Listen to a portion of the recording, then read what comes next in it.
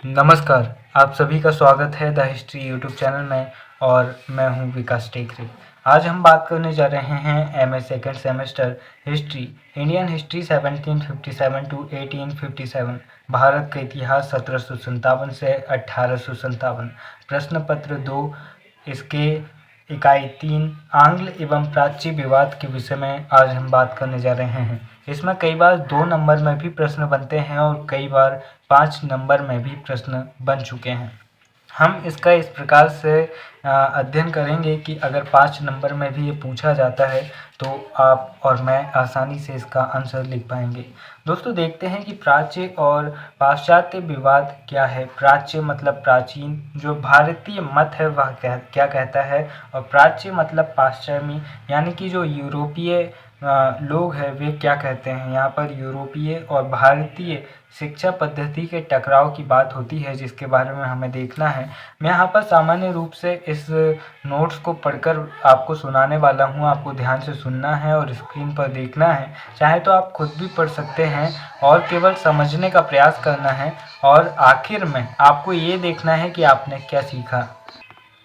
भारतीयों की शिक्षा संबंधी निर्धारण के प्रश्न पर 2 प्रमुख दल उत्पन्न हो गए थे, प्राच्यवादी एवं पाश्चात्यवादी। प्रथम विचारधारा को मानने वाले कंपनी के पुराने कर्मचारी थे।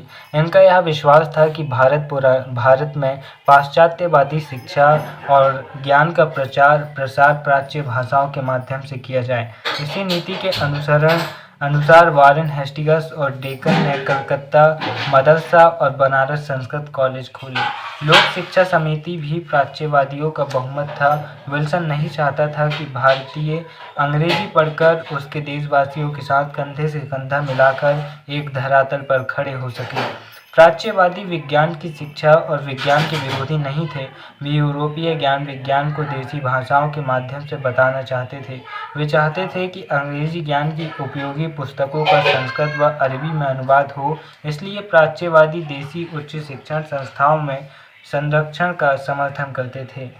प्राच्यवादियों ने स्कूलों की स्थापना की, छापेखाने व प्रकाशन प्रारंभ किए, पुस्तकों, पत्र पत्रिकाओं व समाचार पत्र तथा संपर्क के अन्य साधन विकसित किए। उन्होंने भारत में यूरोपीय चिकित्सा पद्धति का अध्ययन शुरू किया।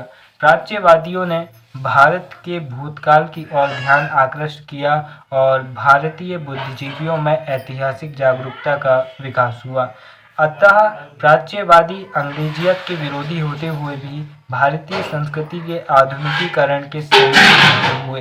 वे विदेशी व भारतीय तत्वों के सार्थक सम्मिश्रण के हिमायती थे। वे प्राचीन भारतीय संस्थाओं से प्रेरणा लेकर परिवर्तन के इच्छुक थे, न कि पश्चिमी देशों से।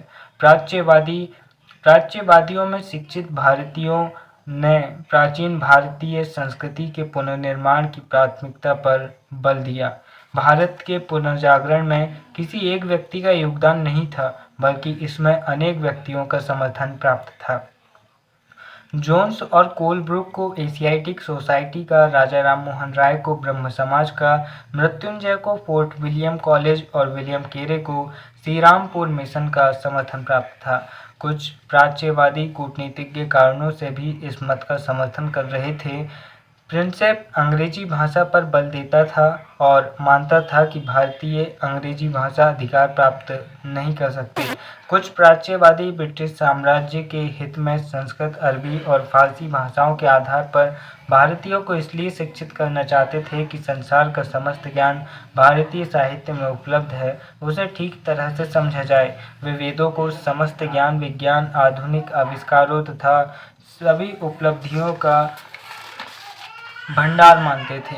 अब हम देखते हैं कि प्राच्यवादी क्या कहते थे। प्राच्यवादियों के तर्कों को हम यहाँ पर जानने का प्रयास करेंगे।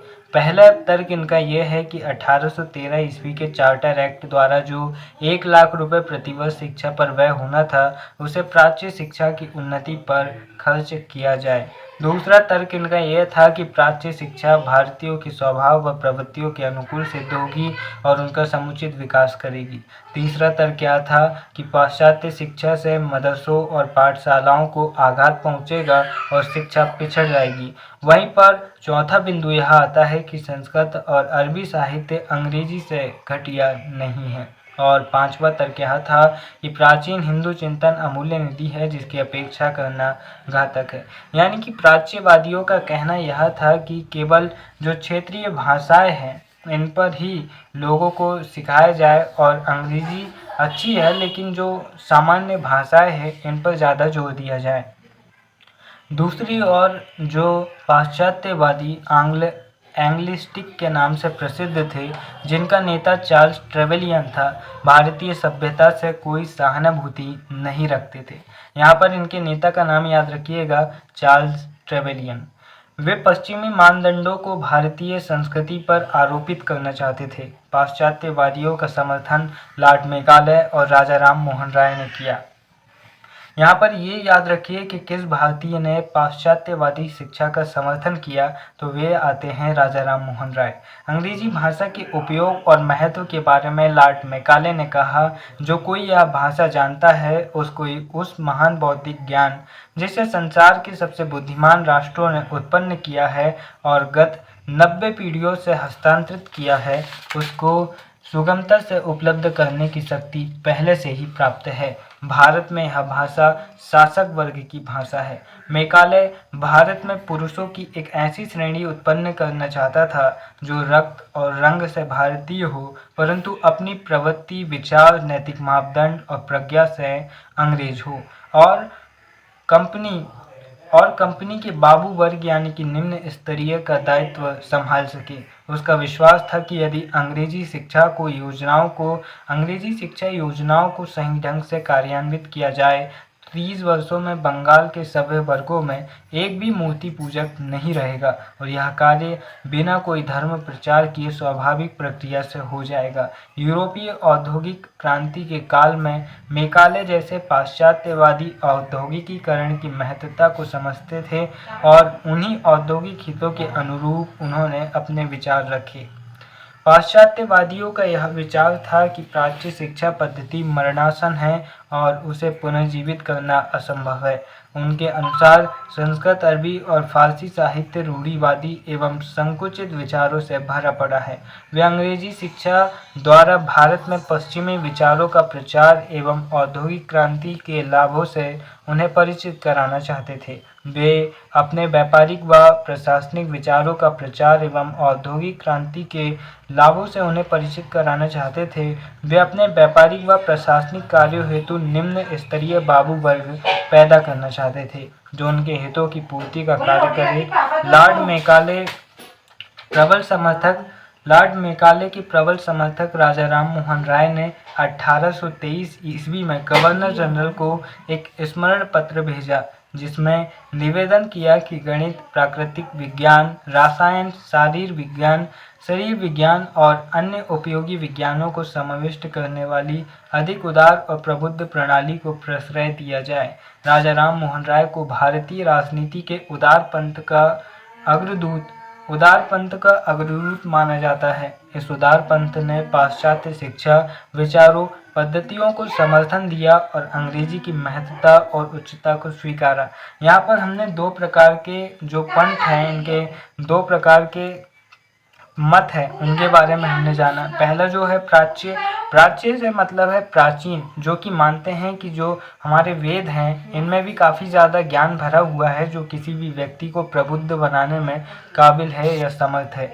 यहाँ पर उन्होंने कहा कि संस्कृत, अरबी, फारसी या फिर हिंदी या फिर क्षेत्रीय भाषाओं के जरिए ही ज्ञान दिया जाए, भले ही जो अंग्रेजी किताबें हैं उन्हें क्षेत्रीय भाषाओं में ट्रांसलेट किया जा सके। यही कारण है कि डेक्कन जैसे अंग्रेजी विद्वानों ने संस्कृत विद्यालयों की स्थापना की। वारेन हेस्टिंग्स जैसे जो गवर्नर जनरल रहे, इन्होंने इस प्राच्यवादी शिक्षा पद्धति का समर्थन किया। वहीं पर मेकाले और राजा राम मोहन राय जैसे लोग हमें नजर आते हैं जो कि पाश्चात्यवादी शिक्षा का समर्थन करते थे। यहाँ पर राजा राम मोहन राय का यह मानना रहा होगा कि जब हम अंग्रेजी साहित्य को पढ़ेंगे तो हमारे अंदर एक प्रकार से पुनर्जागरण की शुरुआत होगी और हम यह समझने का प्रयास करेंगे कि हमें हमारे सामाजिक सुधार और हमारे राष्ट्र के लिए क्या करने की आवश्यकता है। तो यहाँ पर हमने यह जानने का प्रयास किया कि प्राच्य पाश्चात्यवादी यह विवाद क्या था और किस प्रकार से दोनों के मत थे।